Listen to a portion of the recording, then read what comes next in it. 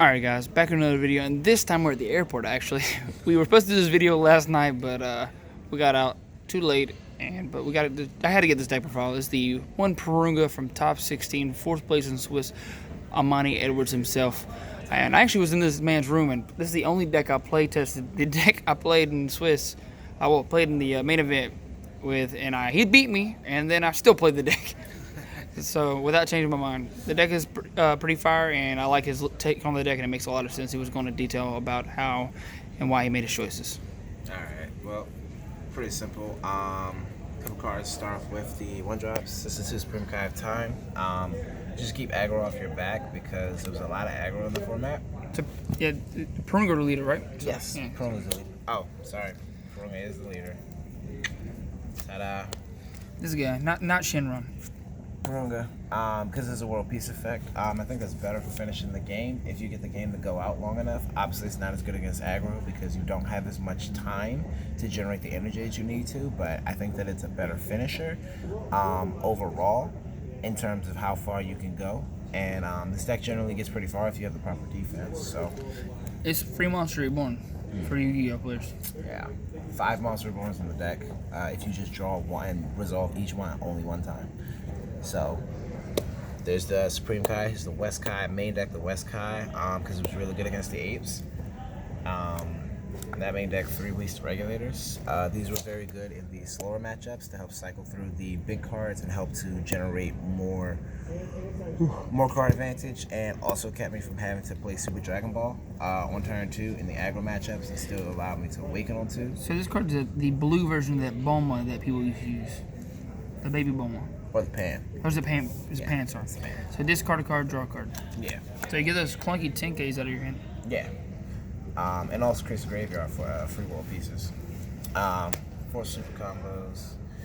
Doubled up on the 3-drop board clears. So 2 Porungas and 2 Penitent Martyr Vegetas. What does this card do?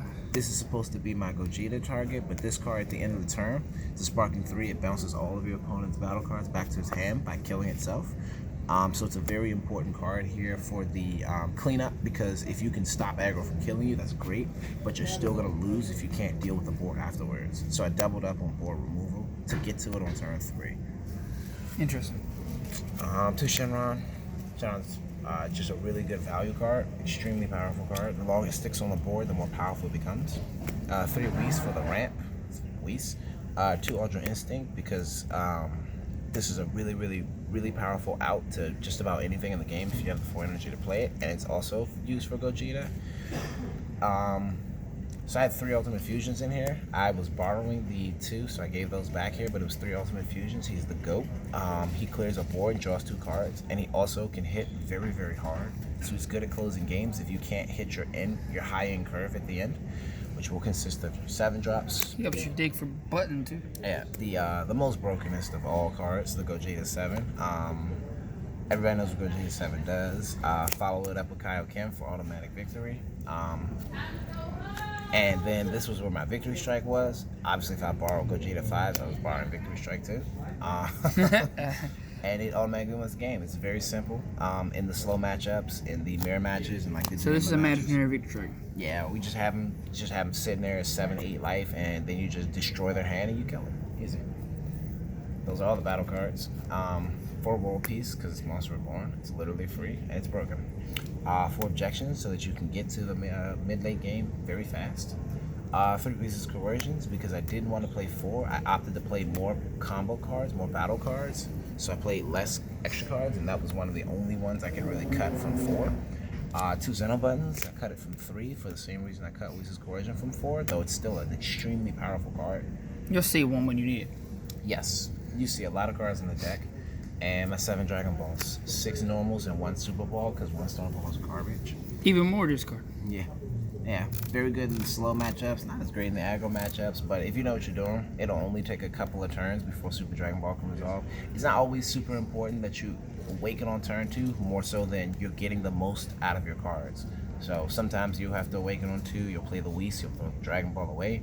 Other times you just play it on turn 3. It's fine, as long as you don't die, you know. And that's the main deck. Yeah. So So sometimes you discard the Super Dragon Ball with Luis? Yes. Sometimes you'll just summon the Whis on turn 1 because you don't play the 1-star ball, and it's safer. So you'll summon it on 1 if you go first, and then your opponent, generally most aggro decks aren't going to do a tremendous amount of damage on turn 1. So it's your safest play. And then you go to your turn 2 and you'll just drop it for Whis' effect, and you got both your energy open to defend yourself, which is super good in this deck because you have so many 10Ks. It's very easy to defend yourself then. And your counter plays. Side deck is 2 Desperate Measures. The card's really good. What this come in against mainly? Generally against U6s. Sometimes it comes in against other decks that play that are heavier on their counter plays, because when you go to summon your Victory Strike or summon your Gogeta and stuff like that, generally Champa is one of the best ways to stop the deck from killing you. So Desperate Measure stops Champa from hitting the board and keeping it from locking down your counter play. That's mostly what it was for. Because you got the free will piece effect, and then that might be enough sometimes. Exactly. It was mostly just for counter.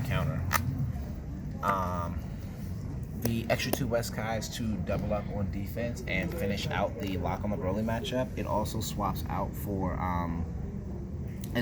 Supreme Kai in the deck if you are playing against aggro decks like these that don't play as many 2-drops at one time, even though Dre's deck did. My deck goes really fast. Yeah, most of them didn't. They would actually use their leader card and swing and then start comboing their apes down, or the U6s will play their 1-drops and combo out their 4-drops. So the West Kai was more efficient. Though in most cases I didn't side out the Supreme Kai. I kept them both. 2 assemblings and 2 strivings, 2 lockdown. It was a lot of aggros in this event. I played 6 out of 8, with my other match being my Janemba loss and a mirror match in round 7. Everything else was aggro. So this one here kind of solidified the aggro games. Just assembling into striving, or hard casting striving, and then assembling out the other one pretty much prevented them from being able to answer both. So one thing that I've noticed so far is there's no radar. Can you explain why no radar? I didn't want to play Dragon Radar, kind of for the same reason I didn't want to play Xenobutton, except because also Dragon Radar is a black card. I think that it's an extremely efficient card, resource efficient card when you see it, but I think that when you see it at times that you don't want to see it, particularly in like aggro matchups toward the early game, then it just looks like a black card. It doesn't charge well, it doesn't combo, and it doesn't do a whole lot in terms of generating more efficiency. If you pick up 2 Dragon Balls for 1 energy, and then you play 2 Dragon Balls, and then you draw yourself into cards that you still can't use. So I think it's kind of dangerous there to use the energy for extra cards. I was very strict about not keeping my extra card count high. Fair enough. 2 Crisis Crusher. The Crisis Crusher helps to also slow down on really aggressive decks, but this one was more specifically for the counters to the deck, like Black Mass Sand or Dendays or Kamis, things that just kind of got summoned and just stuck to the board in front of you. It was just like, hey, play your deck so you can lose. So we sided those so that we didn't lose for playing the deck. 2 Yenmas so that people who were playing the mirror matches could lose. This one I only used twice. It resolved twice, and I won both the games that it resolved in, so it was very helpful. This is very good against other decks not like yours, without the Whis. Yeah, it was also very good against, it was good against, what was that deck? Veggies. It was very good against the veggie deck there. It took the Chomp out of the graveyard, so it couldn't keep. I didn't die on turn 3 like I thought I would, and I didn't actually want to side it in. It was just a blue card, so it helped out, and it was kind of surprising because I had a free assembly. I was like, all So right. it puts on the bottom deck so that your opponent can't really touch the cards again? Yes, and then you get to draw a card. So it's like, for the free assembly, it's a break even. A free assembling target. Yeah. That's the main reason I guess it's good in this deck. Yes. 2 King Vegeta. This one actually helped me out more surprisingly in some of the slower matchups. I pretty much sided it in any deck that was not blue because Ultra Instinct couldn't lock it down, and it wasn't aggro, so it actually got to a turn where I could use it. This is good against Toa. It is extremely good against Toa. I didn't play any Toas, but I kept it around just in case because I didn't want to struggle with Toa, and this deck doesn't necessarily struggle with Toa going first, but going second, it's more annoying than it needs to be. So just lock it down forever. Did you do the Victory Strike play with it? I did put a King Vegeta on the board and the Victory Strike through it. Because Yes. if you didn't know, this is like Skill Dream, but it doesn't negate Victory Strike because Victory Strike says it can't be negated. Exactly. So your opponent can't do it. Chomp the Tricksters whenever you play the Victory Strike, and then and that's it. That's a wrap. It also doesn't negate Ultra Instinct, so be careful against blue decks because it feels like you're safe, and the Ultra Instinct through you, and then in the mirror match, It will still bounce. Yes, and they will destroy you. last card. Last card is a Mafuba. I actually didn't need it. I just had an extra slot. I didn't know what to put there.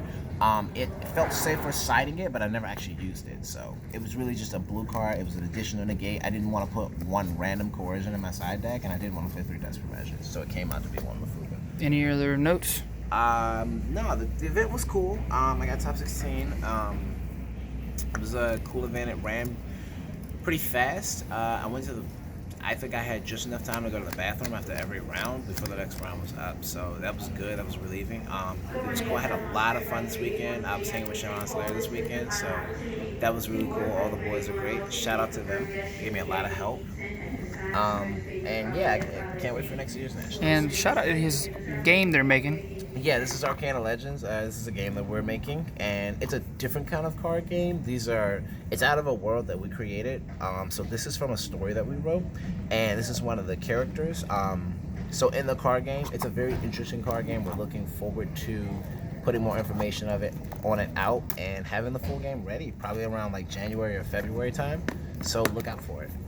And I might have to showcase that on the channel as well. All right, thank you. And we'll see you guys next time.